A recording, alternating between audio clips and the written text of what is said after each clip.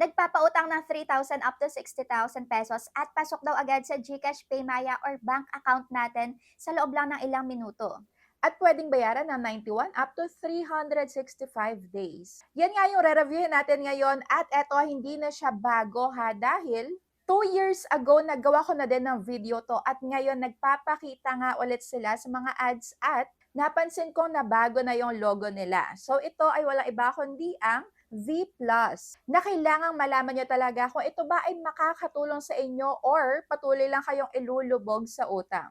Check natin kung may pinagbago ba sila at kung malakihan ba talaga yung pinapautang nila kahit na first time ka pa lang. So ayun na, umpisahan na natin. Disclaimer guys, itong video na to ay hindi sponsored at hindi ko kayo hinihikayat na mag-apply dito. I-share ko lang na sa inyo yung experience ko sa pag-apply dito at kung ano ba yung mga dapat nyo malaman bago kayo mag-apply sa may V+. And na-download ko nga pala to sa my Play Store and chinek ko nga agad-agad yung kanilang SEC registration. So yes, naka-registered naman sila. Pero hindi ibig sabihin nun guys, wala na kayo dito matatanggap na kahit na anong pananakot, ayan, harassments, threats. Dahil mamaya nga papakita ko din sa inyo kung ano yung mga possible na ma-experience nyo once na kayo ay malapit na magbayad dito at pagka na overdue kayo. So yan na nga yung pinaka-homepage at up to 50,000 pesos daw yung pwedeng ipaloan dito. Pero doon sa nakita ko sa ads nila, up to 60,000 pesos daw at ilang minuto lang pasok agad sa may disbursement channel na pipiliin natin. So may 0.05% per day na interest at 121 days to pay. At may mga naka-add pa nga sila dito na mga magagandang review ng mga user. Na kung ako sa inyo, huwag kayo nagpapapaniwala sa may mga ganyan agad dahil too good to be true, hindi natin sure kung talagang yan ba yung mga real users. Kung ako sa inyo, dapat doon tayo nag-check sa my Play Store talaga, sa ratings and reviews dahil doon yung mga talaga nakapag-try na may 1 star, 2 star, 3 star rating. At dapat doon kayo nagbabase kung ipagpapatuloy nyo ba yung paglo-loan or hindi. So ito na nga yung mga IDs, ayan, driving license, PRC, SSS, passport, postal, or UMID. TIN, Voters ID, National ID, Pag-ibig at Health Card. So yan, pipicturean lang yung ID and after that is magsiselfie tayo dito. At sa identity information naman, yung mga sasagutan natin is the same lang din sa ibang mga loan application.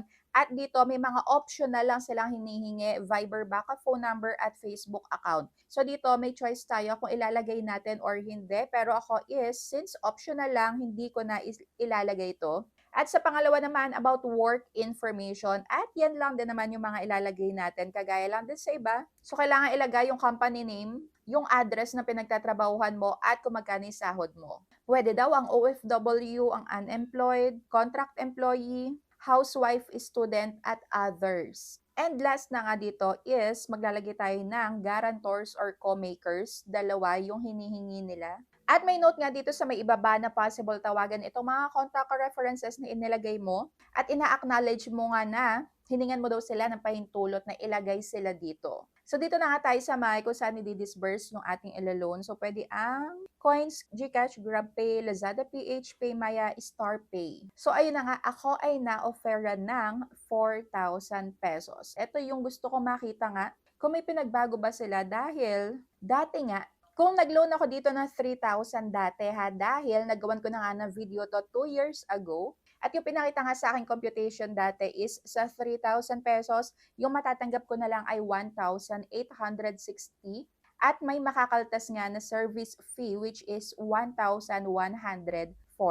So dalawang bayaran lang siya pero halos yung buong amount ay babayaran mo na din sa unang pagbabayad tapos yung pangalawa is mawe-waive. So ngayon nga, dito sa may 4,000 pesos nga na in-offer nila sa akin, may choice na tayo na pwedeng bayaran nga ng 2 periods, 3 periods. At the same pa din naman dati yung loan term nila 121 days. So dito sa may 4,000 pesos at 2 periods ang pipiliin ko, ito yung pinaka-breakdown. So ito yung dapat inaalam nyo bago kayo mag-confirm. So sa may unang pagbabayad nga is 7 days lang. At yung babayaran ko na agad-agad sa unang pagbabayad ko ay 4,555. O di ba napagkalaki. At dito sa may pangalawang pagbabayad ko ay August pa. So May ngayon, June, July, August. Grabe no? Tapos yung babayaran ko 5 pesos na lang. Grabe itong V Plus na to. And mawe-wave pala pagka nabayaran na natin yung unang installment natin on time. So pagka kinompute nga natin kung magkano ilalabas na interest dito sa loob ng 7 days lang ay i-divide lang natin yung pinakatubo dun sa may actual amount na mare-receive natin and i-times 100 lang natin. So, yan na yung lalabas na tubo sa loob ng 7 days. So, yan nga yung details ng loan ngayon. So, makakapag-decide na kayo ngayon kung ipagpapatuloy nyo pa yung paglo-loan dito or hindi. Which is kung 4,000 pesos nga, wala din akong choice na babaan to. Paano kung 1,000 lang yung kailangan ko? 2,000, 3,000, so wala akong choice. So, sa 3 periods naman, yung unang pagbabayad ko ay 2,558. Sa loob lang yan ng 7 days ha.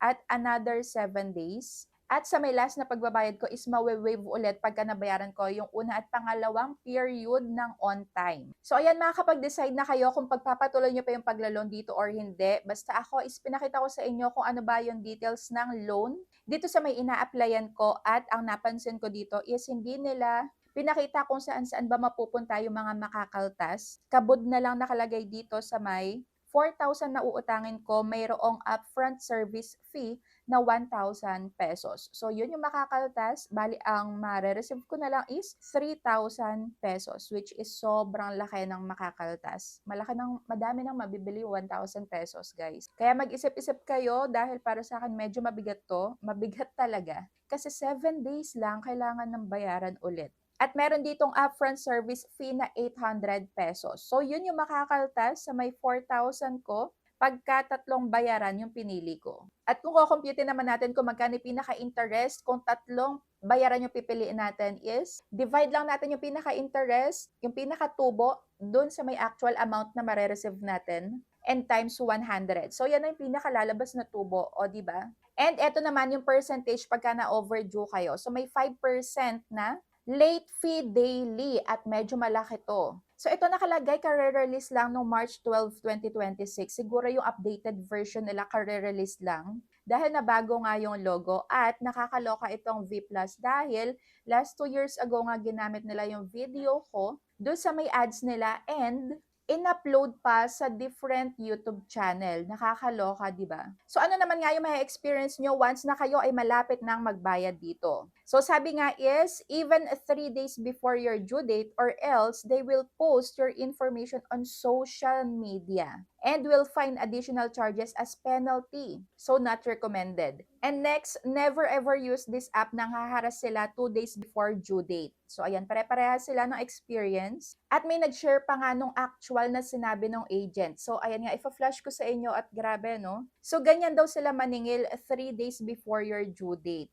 And harassing mga agents nyo ang lalakas manakot, kala mo naman talaga. So, wag nyo subukan tong app na to. At may pananakot pa nga na ipopost ka nga daw sa may social media. At yung mga pananakot na to is talagang tinototoo nila dahil may nagawa nga akong separate video about dun sa mga loan application na talagang ipopost ka online at magko-comment dun sa may mga post mo sa FB. Kaya better lock your Facebook profile para hindi nga nila magawa yon. So legit naman, SEC registered sila pero hindi ibig sabihin nun, kagaya na sabi ko sa inyo, wala kayo matatanggap na harassments, pananakot dahil meron at meron pa din. May lisensya sila sa pagpapautang pero hindi naman makatao yung mga ginagawa ng agents kung paano singilan yung mga borrowers. Dahil imbes na mag-isip pa sila ng ibang ways para mas bayaran nila yung utang sa inyo, baka mas magtago lang yan at hindi na kayo bayaran dahil sa may mga pananakot. Yes, ang utang ay isang civil obligation pero dapat nga yung way ng paniningil is makatao.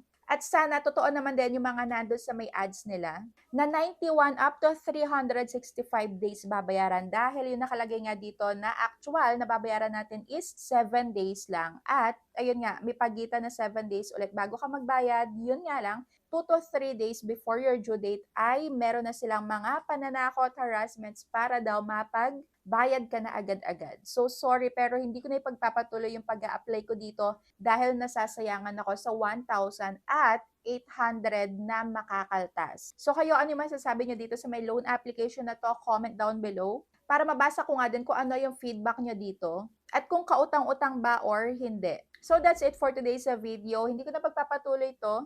Ang laking kawalan ng kaltas na yon. And always think before you click and accept any loan application or kung ano man yung i-offer sa inyo, isipin nyo muna mabuti, mababayaran ko ba to sa due date na pinakita sa akin? So kung hindi, uninstall na lang agad. So yun lang, kung meron pa kayong gustong loan application na ipapa-review, comment down below at re-reviewin ko yun para sa inyo. So yun lang, thank you for watching and see you on my next vlog. Bye!